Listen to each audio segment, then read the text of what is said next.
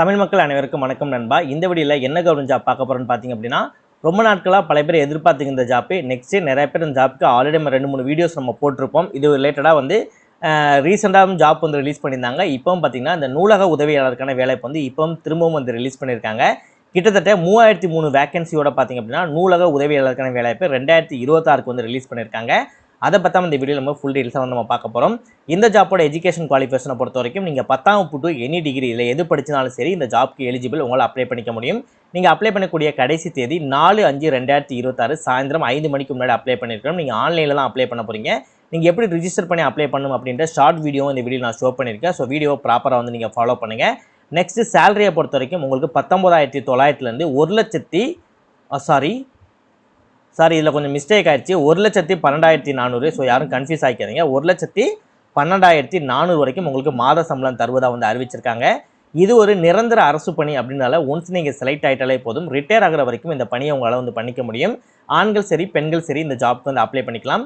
தமிழகத்தில் இருக்கக்கூடிய மொத்த மாவட்டங்கள் அனைத்து மாவட்டத்தில் இருக்கக்கூடிய உறுப்பினர்களும் சரி இந்த ஜாப்க்கு வந்து அப்ளை பண்ணிக்க முடியும். ஸோ ப்ராப்பராக வீடியோ ஃபாலோ பண்ணுங்கள். இந்த வீடியோவில் இந்த ஜாப்புக்கு எப்படி நீங்கள் ப்ராப்பராக அப்ளை பண்ணால் அந்த ஜாப் உங்களுக்கு கிடைக்கும், நோட்டிஃபிகேஷன் அப்ளை பண்ணக்கூடிய லிங்க் எல்லாமே எங்கே கிடைக்கும் அப்படின்ற ஃபுல் டீடைல்ஸ் பார்த்தீங்கன்னா இந்த வீடியோக்கு நான் தெளிவாக ஷோ பண்ணியிருக்கேன். எந்த அளவுக்கு வீடியோ ஸ்கிப் பண்ணாமல் ஃபுல்லாக பார்த்து இந்த ஜாப்போட ஃபுல் டீடைல்ஸ் தெரிஞ்சுக்கிட்டு ப்ராப்பராக அப்ளை பண்ணுறீங்களோ அந்தளவுக்கு இந்த வேலை கிடைப்பதற்கு அதிகமான வாய்ப்புகள் இருக்குது. ஸோ முடிஞ்சளவு வீடியோவை ஸ்கிப் பண்ணாமல் ஃபுல்லாக பாருங்கள். ஓகே நண்பா, இதான் பார்த்தீங்கன்னா அவங்க அஃபிஷியலாக ரிலீஸ் பண்ணியிருக்கேன் நோட்டிஃபிகேஷன். அண்ட் இதான் பார்த்தீங்கன்னா நீங்கள் அப்ளை பண்ணக்கூடிய கவர்மெண்டோட அஃபிஷியல் வெப்சைட்.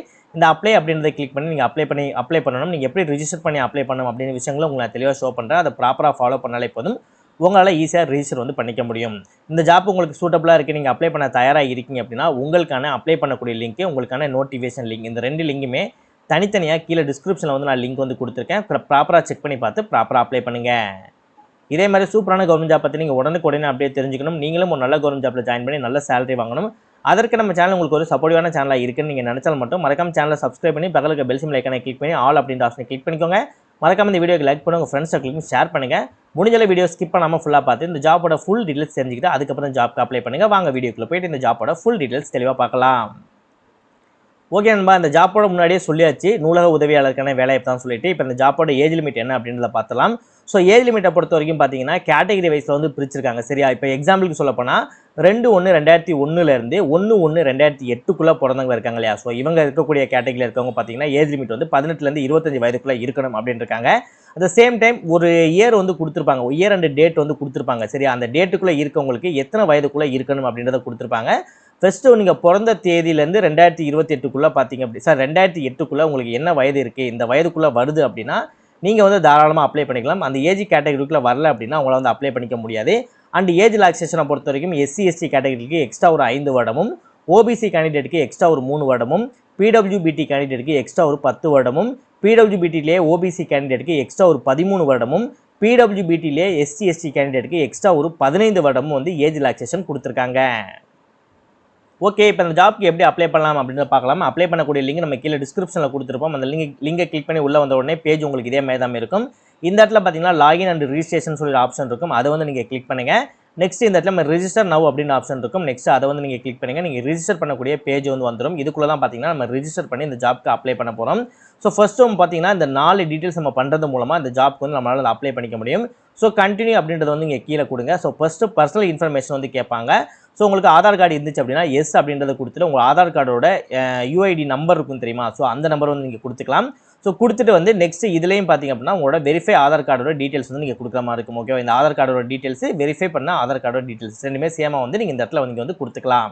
நெக்ஸ்ட் இந்த ஏரோ மார்க்கை நீங்கள் கிளிக் பண்ணிட்டு சென்ட் ஓடிபி அப்படின்னு சொல்லி கொடுத்தீங்க அப்படின்னா உங்களோட ஆதார் கார்டு லிங்க் பண்ணிக்கக்கூடிய மொபைல் நம்பருக்கு ஒரு ஓடிபி வரும். அந்த ஓடிபி வந்து வச்சுக்கோங்க. அந்த ஓடிபியை நீங்கள் கிளிக் பண்ணி தான் உங்களால் கேவைசி பண்ணியிருந்தீங்கன்னா அந்த ஓடிபியை வச்சு தான் நீங்கள் வந்து ரிஜிஸ்டர் வந்து நீங்கள் பண்ணிக்க முடியும். நெக்ஸ்ட்டு இதில் பார்த்தீங்கன்னா உங்களோட நேம் வந்து எழுதுகிற மாதிரி இருக்கும். நீங்கள் 10th படிக்கும்போது உங்கள் 10th மார்க் ஷீட்டில் இருக்கக்கூடிய நேம் தான் பார்த்தீங்கன்னா இந்த இடத்துல எழுதணும். சில பேர் பார்த்தீங்கன்னா ஃபியூச்சரில் ஏதோ ஸ்பெல்லிங் மிஸ்டேக் இருக்குன்னு சொல்லி சேஞ்ச் பண்ணியிருப்பீங்க. அப்படி சேஞ்ச் பண்ணாலும் பரவாயில்ல, உங்கள் 10th மார்க் ஷீட்டில் இருக்கக்கூடிய நேம் தான் அந்த இடத்துல நீங்கள் ஃபில் பண்ணிக்கணும். நெக்ஸ்ட் அதே நேம் இந்த இடத்துல நீங்கள் ஃபில் பண்ணிவிட்டு நேம் எதுவும் நீங்கள் சேஞ்சஸ் பண்ணியிருக்கீங்க அப்படின்னா எஸ் அப்படின்றத கொடுத்துட்டு என்ன சேஞ்ச் பண்ணீங்க அப்படின்றத நீங்கள் கொடுக்குற மாதிரி இருக்கும். இல்லை ப்ரோ நான் எந்த நேமே சேஞ்ச் பண்ணல அப்படின்னா நோ அப்படின்றத வந்து கொடுத்துட்டு விட்டுருங்க. நெக்ஸ்ட் இந்த ஏரோ மார்க்கை கிளிக் பண்ணுங்கள். நீங்கள் மேலா ஃபீமேலா டிரான்ஸ்ஜெண்டரா அப்படின்றத நீங்கள் கொடுத்துட்டு வெரிஃபை ஜெண்டர் கீழே கூட இந்த ஏரோ மார்க்கை கிளிக் பண்ணுங்கள். திரும்ப நீங்கள் மேலா ஃபீமேலா டிரான்ஸ்ஜெண்டரா அப்படின்றத நீங்கள் கொடுத்துட்டு நெக்ஸ்ட் உங்கள் date of birth date month year இருக்க மாதிரி நீங்கள் கொடுத்துட்டு ஸோ இதுலேயும் நீங்கள் டேட்டு மந்த் இயர் இருக்க மாதிரி கொடுத்துட்டு இதில் உங்களோட ஃபாதர் நேம் எழுதிக்கோங்க, இதுலேயும் உங்களோட ஃபாதர் நேம் எழுதிக்கோங்க, இதில் உங்கள் மதர் நேம் எழுதிக்கோங்க, இதுலேயும் உங்கள் மதர் நேம் எழுதிக்கோங்க. நெக்ஸ்ட் நீங்கள் 10th வந்து நீங்கள் எந்த ஸ்டேட் போர்டில் படிச்சிங்க, அதாவது தமிழில் படிச்சிங்களா இல்லை வேறு எதுவும் இதில் படிச்சிங்களா அப்படின்றது வந்து இல்லை நிறையா வந்து கொடுத்துருப்பாங்க. ஸோ நம்ம வந்து தமிழ் தான் அப்படின்றதால உங்களோட இதை வந்து சூஸ் பண்ணி சவுத் சைடு தமிழ்நாடு இருக்கு இல்லையா, செகண்டரி போர்டு இருக்கு இல்லையா, ஸோ இது இல்லை தமிழ்நாடு வந்து டிஸ்டன்ஸ் லேர்னிங் ஓகேவா. தமிழ்நாட்டில் இந்த 2ல் தமிழ் மீடியத்தில் படிச்சிங்க அப்படின்னா செகண்டரி எஜுகேஷன் அப்படின்றத வந்து நீங்கள் கொடுத்துக்கோங்க. ஸோ இதுலேயும் அதே மாதிரி தான் கிளிக் பண்ணி தமிழ்நாடு எங்கே இருக்குன்னு சொல்லி பார்த்து அந்த செகண்டரி எஜுகேஷன் நீங்கள் ப்ராப்பராக வந்து நீங்கள் கொடுத்துக்கோங்க. நெக்ஸ்ட் உங்களோட ரோல் நம்பர் கேட்பாங்க. நீங்கள் 10th முடிச்சவங்க ரோல் நம்பர் இருக்கும் இல்லையா, அவங்களோட இதை எடுத்து பார்த்தாலே மார்க் ஷீட் எடுத்து பார்த்தாலே தெரிஞ்சிடும். அந்த ரோல் நம்பரை போட்டுக்கோங்க. நெக்ஸ்ட் எந்த வருடம் நீங்கள் படித்து முடிச்சிங்கன்னு கேட்பாங்க. உங்கள் வருடத்தை வந்து சூஸ் பண்ணிவிட்டு ஸோ இதுலேயும் வந்து எந்த இயர்னு சொல்லி கேட்பாங்க. அதையும் உங்கள் வருடத்தை வந்து நீங்கள் சூஸ் பண்ணிக்கோங்க. எஜுகேஷன் லெவல் கேட்பாங்க. நீங்கள் மெட்ரிகுலேஷன் 10th 12th என்னவோ நீங்கள் அதை வந்து இங்கே கொடுத்துக்கலாம். இதுலேயும் நீங்கள் 10th 12th அப்படின்றத கொடுத்துட்டு இதில் உங்களோட மொபைல் நம்பர் கொடுங்க, இதில் உங்களோட இமெயில் ஐடி கொடுங்க. கொடுத்துட்டு உங்கள் இமெயில் ஐடி மொபைல் நம்பருக்கு வந்து ஒரு ஓடிபி வரும். ஸோ அந்த ஓடிபி நெக்ஸ்ட் உங்கள் மொபைல் நம்பர் ஓடிபி உங்கள் இமெயிலுக்கும் ஒரு ஓடிபி வரும். ஸோ மேலேயும் பார்த்தீங்கன்னா உங்களோட ஆதார் கார்டு ரெஜிஸ்டர் பண்ண மொபைல் நம்பருக்கும் ஒரு ஓடிபி வரும். ஸோ இது எல்லாமே வச்சு தான் நீங்கள் லாகின் பண்ணுற மாதிரி இருக்கும். நெக்ஸ்ட் உங்கள் இமெயில் ஐடி அந்த மாதிரி இதை வந்து ஓப்பன் பண்ணுங்கள். உங்கள் இமெயில் ஐடி இல்லை மொபைலுக்கு வந்து லிங்க் வந்துருக்குல்ல, ஸோ அந்த லிங்கை வந்து ஓப்பன் பண்ணுங்கள். நெக்ஸ்ட் த்ரூவாக பார்த்தீங்கன்னா உங்களுக்கு இந்த லாகின் பேஜுக்குள்ளே வந்துடும். சில பேருக்கு ஆட்டோமேட்டிக்காக வந்து இந்த யூசர் நேம் பாஸ்வேர்டு வந்து எடுத்துக்கும். அப்படி எடுத்துக்கிச்சுன்னா அப்படியே விட்டுருங்க. அப்படி இல்லைனா நீங்கள் என்ன யூசர் நேம் பாஸ்வேர்டு கிரியேட் பண்ணீங்க அப்படின்றத உங்களுக்கு மெயில் இல்லைனா மொபைல் மூலமாக வந்து உங்கள் லிங்க் வந்துருக்குல்ல, அந்த லிங்க்லேயே வந்து உங்களுக்கு வந்து யூசர் நேம் என்ன உங்களுக்கான பாஸ்வேர்டு என்ன அப்படின்றது கொடுத்துருப்பாங்க. ஸோ அது ரெண்டே நீங்கள் ப்ராப்பராக அந்த பாக்ஸில் போட்டுட்டு இல்லை கொடுத்துருக்கூடிய கேப்சாவை ப்ராப்பராக அந்த பாக்ஸில் போட்டுட்டு லாகின் அப்படின்றத கிளிக் பண்ணாலே போதும். ஈஸியாக அந்த பேஜுக்குள்ள உங்களால் லாகின் பண்ணிக்க முடியும். அதுக்கப்புறம் நார்மலாக ஒரு கவர்மெண்ட் ஜாப்க்கு அப்ளை பண்ணுற மாதிரி இந்த அப்ளை அப்படின்றத கிளிக் பண்ணி இந்த ஜாப்க்கு நீங்கள் அப்ளை பண்ணிக்கலாம். ஓகே நண்பா, நோட்டிஃபிகேஷன் கிட்டத்தட்ட 129 பேஜஸ் வந்து இருக்குது. ஸோ உங்களுக்கு டீட்டெயிலாக சொன்னோம்னா இனிமேல் ரொம்ப லென்த்தாக போகும். ஸோ அதனால் சின்ன முக்கியமான விஷயங்கள் மட்டும் நான் சொல்லிக்கிறேன். இதற்கு வந்து எக்ஸாமினேஷன் இப்போ தான் அறிவிச்சிருக்காங்க. ஃபர்ஸ்ட் ஒன்றை பொறுத்த வரைக்கும் கம்ப்யூட்டர் பேஸ்டு டெஸ்ட் வந்து இருக்குது. ஸோ நம்மளோட தமிழ்நாட்டிலையும் பார்த்தீங்கன்னா இன்டர்வியூ லொகேஷன் எக்ஸாமினேஷன் லொகேஷன் கொடுத்துருக்காங்க.